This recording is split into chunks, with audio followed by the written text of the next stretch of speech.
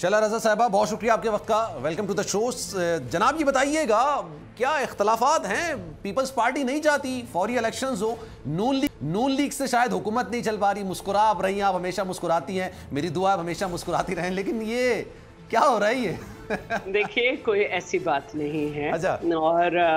ظاہر ہے کہ یہ ایک دستوری حکومت، دستوری طریقے سے حکومت آئی ہے جس کو عدلیہ یا کوئی کمپیل نہیں کر سکتا جب تک حکومت نہ چاہے کہ وہ الیکشن کرائے۔ ٹھیک ہے،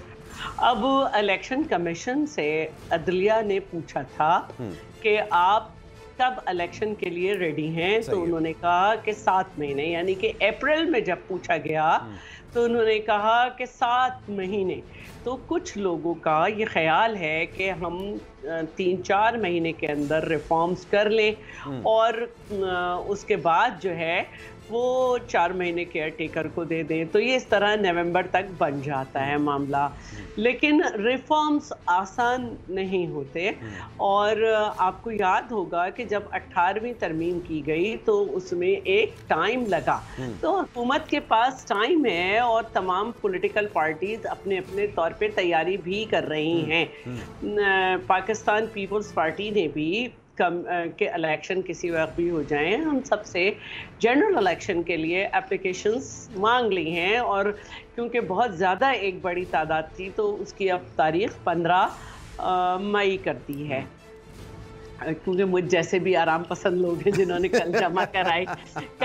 کرائی تو یہ ہوتا ہے۔ لیکن نواز شریف صاحب میں،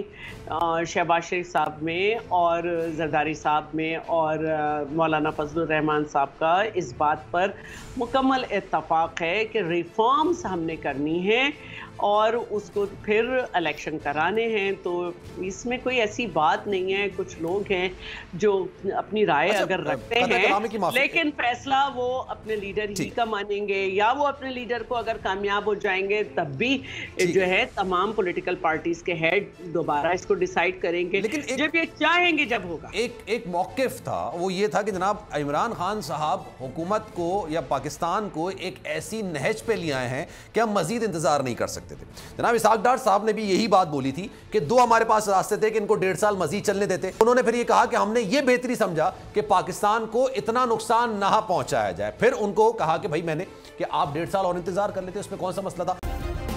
سبسکرائب کریں اور بیل دبائیں تاکہ کوئی خبر رہ نہ جائے۔